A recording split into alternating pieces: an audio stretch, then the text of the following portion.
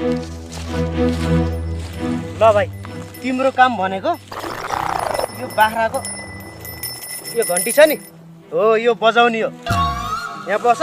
मजाले घन्टी बजाऊ सक्छौ नि सक्छु हजुर सक्छु ल यो घन्टी बजाए बाबत तिमीलाई यो 1000 रुपैयाँ ल यहाँ बसेर मजासँग घन्टी बजाऊ अनि फेरि सुन त कसैले सोध्यो भने मेरो नाम चाहिँ तिलक प्रसाद हो भनेर भनिदिऊ है तिलक प्रसाद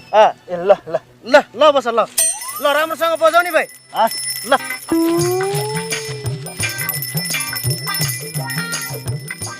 बज्यो बज्यो घन्टी बज्यो जेस मेरो बोका सही सलामत छ मेरो मेहनतको फल चाहिँ कस्तो लाग्यो त शुभ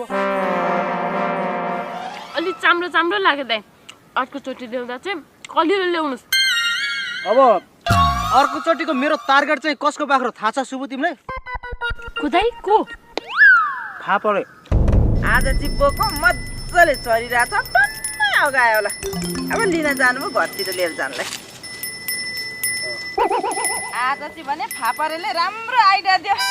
मेरो बोको राम्रोसँग चरिरहेछ